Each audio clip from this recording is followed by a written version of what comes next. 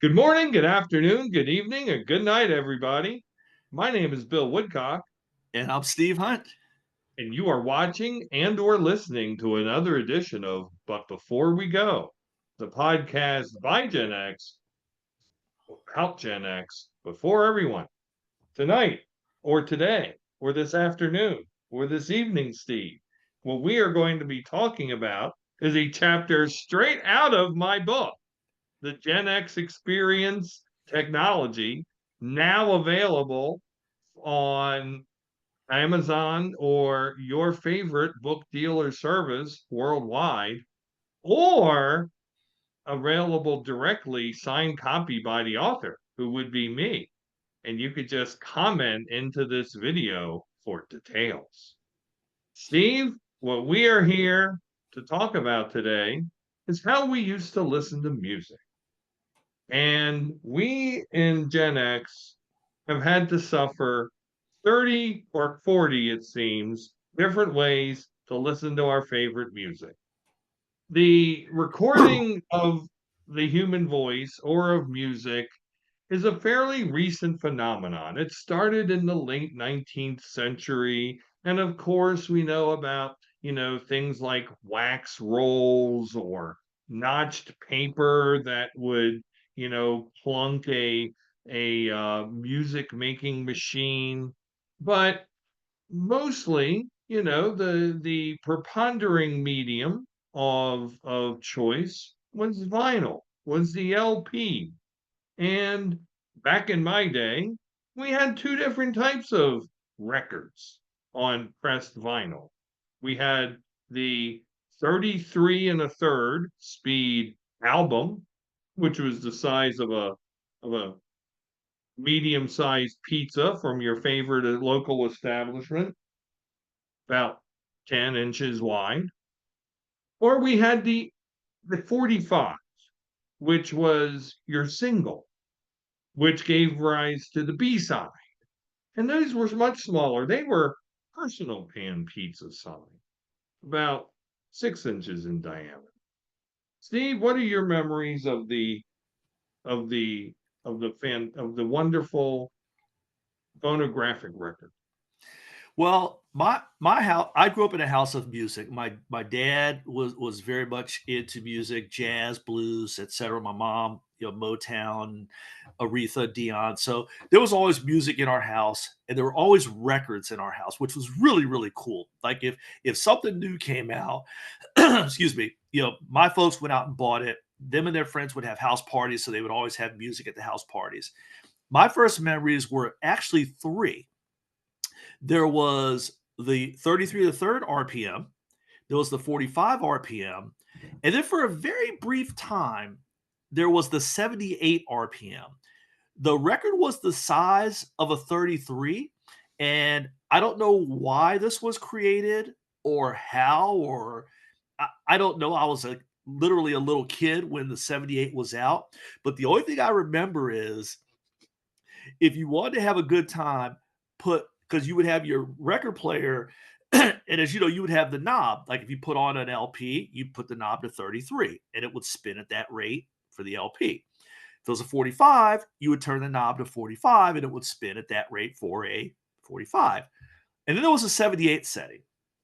So if you wanted to have fun, and as kids, of course, anything goofy worked, you would put on the LP, you'd put the knob on the 78, and all of a sudden, Michael Jackson would sound like a chipmunk, like on speed, because all of a sudden he would be going. Blah, blah, blah, blah. That was the thing that you did as a kid: is you would put a 33 on and put the knob to 78, and just listen to the music going at this high rate of speed. So that was my early memory is of this 78 RPM technology that I don't think lasted very long. I don't remember it for for much of a time. It was mostly 33 and 45. And I also remember, if you remember, Bill, the little metal rod that you put the record on, it was only wide enough for the 33. If you remember, the 45 had a bigger hole in the middle. So you had to have an adapter that you put in the middle of the 45 to put it on the rod that you would put your album on and then drop it. So those are my two memories is have making sure that you didn't lose the adapter because if you lost the adapter, you know, you couldn't play a 45 until you went to the store and got another one, and then this whole 78 thing. So so my so what types of music did you used to listen to? And is the mystery behind the 78 was that different types of certain types of music were recorded on it? I don't remember. I just remember that I think by the time I was a kid, it was a technology that had been phased out, but there were still record players that had that setting for records that were cut at that 78 RPM technology. I don't remember buying a 78. I just remember the first record players in my parents' house had that setting, and we discovered that you could put it on 78 and make the album spin faster, make a 33 spin faster, and make everything goofy. So I think it was an old technology that was gone by the time we came along, and it was just on older players.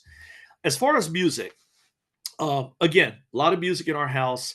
My dad, he was the one that would go off the reservation. Grew up in Memphis, so he would have some really good, Memphis rhythm and blues.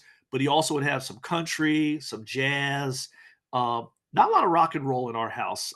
We got that on the radio. The albums were mostly, you know, soul records, that sort of thing. Motown, huge, lots of Motown. Um, the thing I used to joke about, Saturday in our house was cleaning day. And like all six of us, parents and kids, we got up, did our rooms, we did common areas, family room, etc. And you always knew who got up first because if my mom got up first, it was Motown, some Dion, some Aretha. If my dad got up first, it was James Brown. It was, the old Memphis Stax record, which featured folks like Isaac Hayes and Otis Redding and Wilson Pickett. It was some hardcore rhythm and blues. And that just cranked through the house while we were cleaning. And, every once in a while you get a break because you have to switch the record, flip it over or change them out or whatever the case may be. It was not nonstop streaming, folks. But yeah, that one of the things growing up that I remember fondly is music. And so we always had the different technologies that we're going to talk about because there was always music in my house. How about you? What So walked you my through L the Woodcock well house? well my LP listening was somewhat more limited than yours. I mean, your LP listening was the LP listening I wanted to have, but could not. My father, his range of popular music LPs that existed in our house, and it diversified as the mediums changed, but the LPs he had were either Jim Croce or Iron Butterfly. So the choice was either Time in a Bottle or Inagata Devita. And then eventually he did add a third rock LP, which was the original cast recording of Beatlemania. Hmm. So faux Beatles. And he also did add, and this got better, and now I'm talking being, an early teenager, the original cast recordings of Hair and Godspell, which were pretty good. But otherwise, it was all classical music. Hmm. So it was a Beethoven box set of all nine symphonies in their full form. It was Mozart, it was Bach, it was Brahms, it was Tchaikovsky. And I'm amazed. I mean, although I hated that music to listen to it at the time, because let's face it, who in school is listening to Tchaikovsky when they get home? Nobody. They're listening to Elton John. And but now I know how much I remember and how I recall. So of course, as we've documented on other episodes, idle hands were the devil's workshop in my place. And we had an old stereo that I swear dated back to the 50s, to when my family moved to where they live. And that sucker had on it 33, 45, 78. but it also had, Steve, a speed of 16. Now, I 16. don't know why you had 16 revolutions per minute on a phonograph, but it made every single thing sound. Oh, it went the other way. It was awesome. It was awesome. I loved it. And there was, you put the 1812 overture on 16. That's actually cool. Those cannons are like,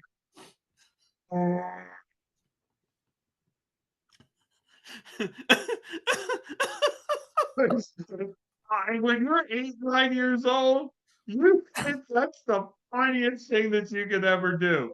Plus, it's like your ultimate display of disobedience. The start of Beethoven's.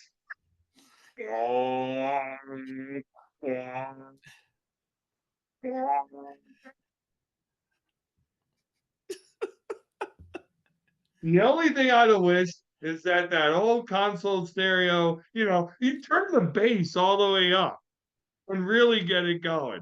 I don't know how many tell you turn the bass all the way up, the volume all the way up. Oh, you're shaking the windows. That was Yep. glorious. Yeah. I'm sorry, Bill. I'm getting mental images of Jim Croce's "Time in a Bottle" on 16. That- Now that never happened, but I did listen to that mess on 78. There never seems to be enough time to do the things you want to do when you find them. oh God. So It's awesome. so Bill, my question to being of the same generation, did you guys ever have the all in one wood cabinet stereo, record player, speaker, TV hookup? No, no, no, no. We Oh, we had had one. the console TV was a separate thing, the Okay. 25-inch tube, and then there was the console stereo, which had in it the LP, the phonograph player, complete with the stacking arm where you could put like five Yep. LPs on top of each other, Mhm. and the AM/FM tuner. Okay. Yeah, we had so both sides had speakers. Um, I think they were on the sides, maybe. One side was the record player, the other side was just storage for the records. And then there was and you could close like the wood top, you could close the tops on either side. So you could close it down and it was just like a flat table. So you had record player on one side, storage on the other side, and in the middle you had a black and white TV. I don't remember the TV ever working because we would play records on Saturdays and all the time. I never remember, as long as we had that thing when I was a kid, the TV part working.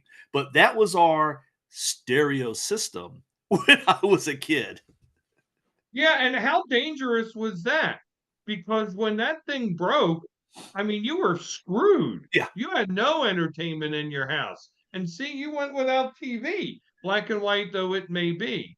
So, that whole television thing Yeah. is a whole separate. Oh my God, we can go into so Yeah. much about that. Also a chapter in my Yeah. book. I think at But one see, point we had a black and white TV on top of the flat area where the TV was. Like we had a separate TV on top of it. okay, so even the concept that there were black and white TVs blows people away.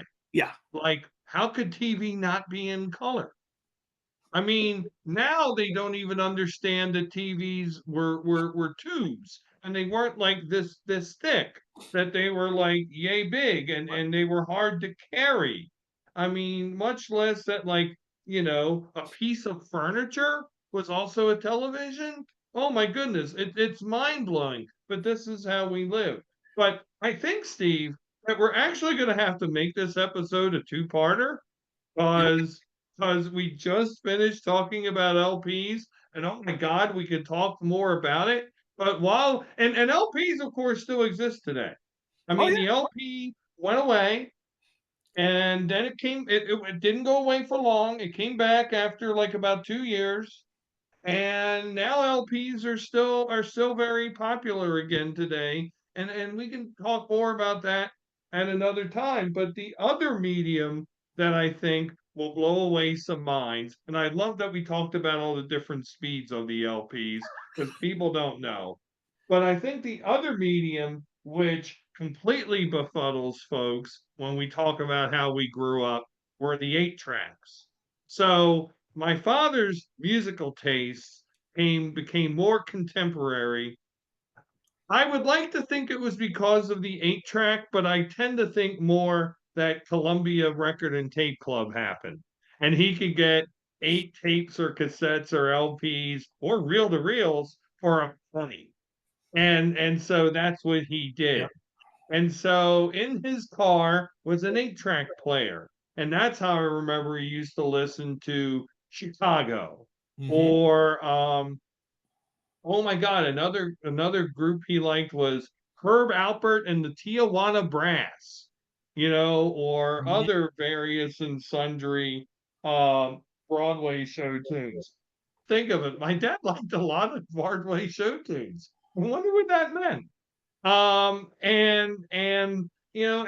And Rolling Stones and The Hmm. Who and lots of other what we would call classic rock today, which was at that time contemporary. Hmm. But Steve, the feeling that you would get when you would be going down the road and you would be 2 or 3 songs into your favorite album, and then in the middle of like, you're listening to Street Fighting Man, and you get, but what can a poor boy do except sing in a chunk Yep. rock and roll band? And you're like, oh my God, what the hell was that? And that was the 8 track flipping tracks. Yep. It would do so not at a time of its own choosing, not when you wanted it to, not when it should have at the end of a song. And so you got half the album in 4 tracks, and then you had to pop the thing out, flip it over, and Hmm. then get tracks 5 through 8. Absolutely. And the thing to emphasize about the 8 track, we talk about mobile computing now and everything, we're untethered. That was the 8 track. You could take your music with you, because you couldn't take a record on the road. Like you can't play it in your car. So, before I know we're going to talk about cassettes and all that and recording onto a cassette and the rest of it, but really before the 8 track, you listen to music at home, and if you were in your car, you listened to the radio. There was AM, and then there was this new thing called FM radio. That was it. But then came the 8 track, and you want cool, Bill?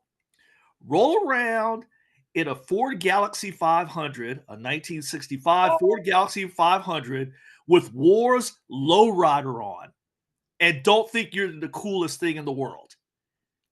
If you've ever heard that song, it's also the theme song to the George Lopez show. For those of you who maybe need a reference, but you listen to some War on an 8 track rolling down the street in your Galaxy 500. Oh yeah, you're cool because In your you get that in wah, your wah, wah, Galaxy 500. damn straight. Wow. So, I mean, so also for reference, the 8 track tape, look at me, I'm holding my hands out like this, like it was freaking huge. The 8 track was about the size of the palm of one's hand, maybe a little larger, in terms of width and length. So it was a little bit more manageable. There was no way to know like what 8 track you were popping out and putting in when you were driving down the highway, Right. but you hope that it was one you wanted to listen to, because of course you have to change your music while you're driving. And and yeah, I mean, you just would go along and you would accept that arbitrary change of track, Right. and then when it was done with one side, you flipped it over and then you played the other side, and it kind of got you ready for the next thing, which is the cassette. But, Steve, the 8-track had a fairly short lifespan. Why do you think maybe that happened? I personally think because the cassette came along and it was smaller, and it opened the door for a lot more things. I mean, eventually you got into cassettes where you could record your album onto a cassette and take that album with you. So I think the cassette, kind of like if you remember another technology that was short-lived, the laser disc. Remember there was that short period of time where laser discs were all the rage? Well, the DVD wiped that out. I think the cassette did the same thing to the 8-track, that the cassette was just much more it was much more portable.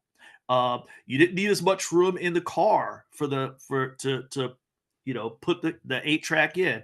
It didn't take up as much room in your stereo. I think that's what got the 8-track is it just became it did not it was not as convenient and portable as the cassette. Okay, so here is where I think we got to talk about the cassette, and then I think we got to be done, and we got to do a part two of this because this is just too much damn fun. Yeah, But I think you're right about the 8-track. I mean, first off, there was nothing you couldn't get on 8-track that you couldn't get on LP right. or on cassette. And so it was kind of in the middle. The LP was kind of for the people who were considered the audiophiles. They wanted to listen to their LP, at home. But the cassette was definitely for the car. So, Yeah. cassettes are still a thing now. 8-tracks are not.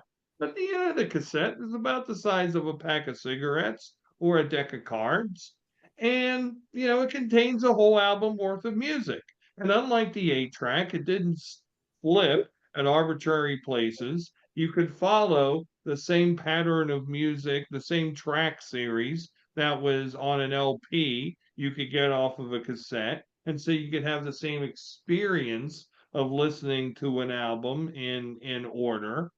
And to your point, it was amazingly portable. And this is where my music listening started back when I went to college, because I learned from the old man and I took advantage of as many of those free music offers as I can get. Yeah. 15 albums, 15 cassettes from Columbia House. Yes, please. Another 9 from BMG Music Service. Don't mind if I Mhm. do. And I think there might have been like another one at the time. So it was pretty easy to build up a good record collection, and Mhm. also one that would provide for many hours of viewing of listening, driving the highways and the byways of this fine country for not a lot of music. Yeah, Not a lot of money. yeah, and I think that was the thing, and you're right. I think stopping at the cassette and continuing on is a good jumping off point because the cassette, not only did it become portable in terms of playing in your car, but it became portable in terms of playing on other devices, such as the boombox.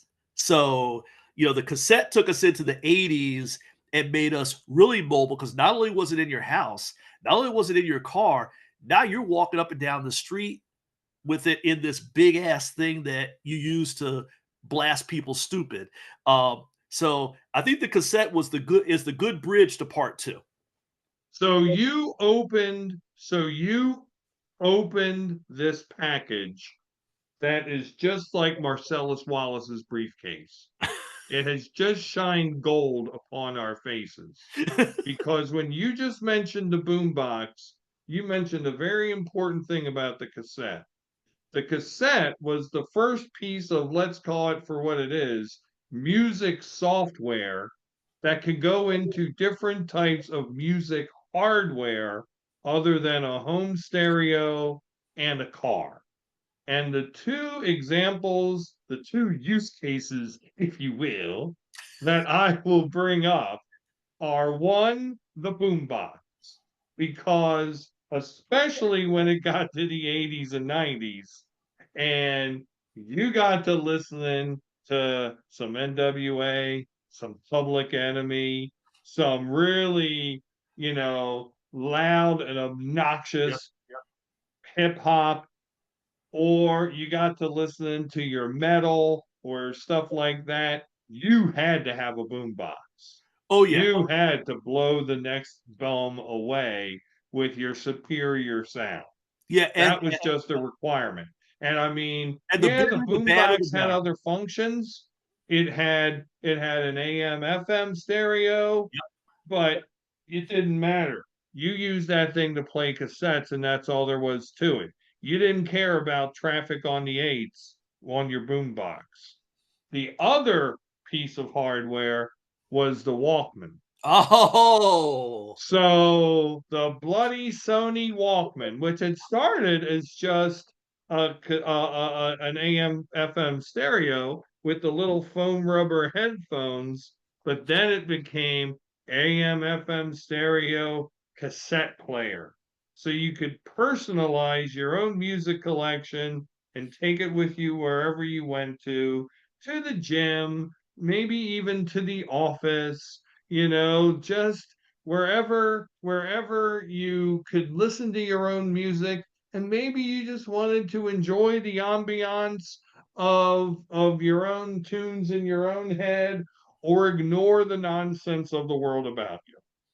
yeah, you weren't jogging in quiet or walking your dog in quiet. You could have your music. It really did become music on the go. And I think the key to your point is the cassette. I think the cassette was the original music on the go, and I think you could draw a definite line from the cassette to our smartphones today because it's all about I want to take it with me. And the cassette was the first thing that allowed you to do that.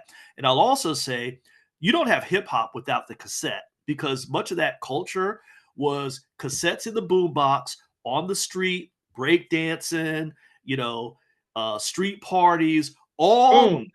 the cassette begat, I think, everything we're seeing today. It was the jumping off point of where we are now. Run DMC was not doing LPs. No, That's all there is to it. You weren't listening to friggin' Chuck D on an LP somewhere in South LA. That just did not happen. no. Yeah, I can tell you my favorite Ocean City boombox story, and it involved Houdini and Run DMC. So, absolutely. And my God, no, you just brought that up. It wasn't a party unless if you were in a damn condo in Ocean City, hole that it is. I'm not an Ocean City aficionado. Ocean City, Maryland.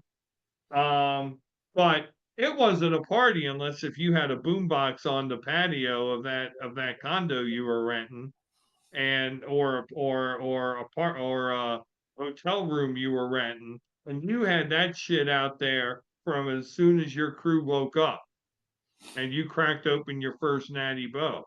Oh, yeah. Absolutely.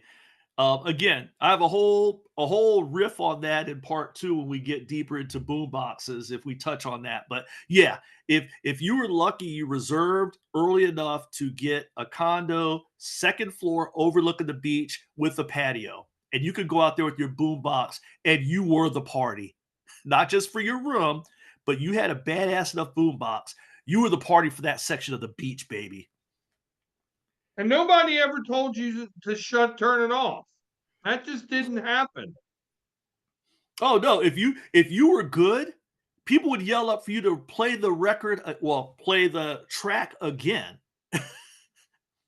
Okay, so Steve, do you really want to? I mean, we have a few minutes left. Do you really want to hold this story as a teaser for the Yes. next episode?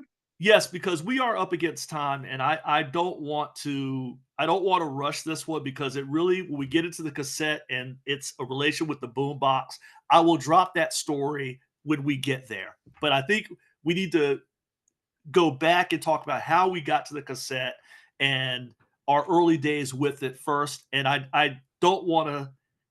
We're up against time, so All let's right, all hold it right. for So for next, part two. so when you tune in next week, viewers and listeners, you will hear Steve's story of the boombox, and that shall serve as our transition into the marvelous technology of the compact disc.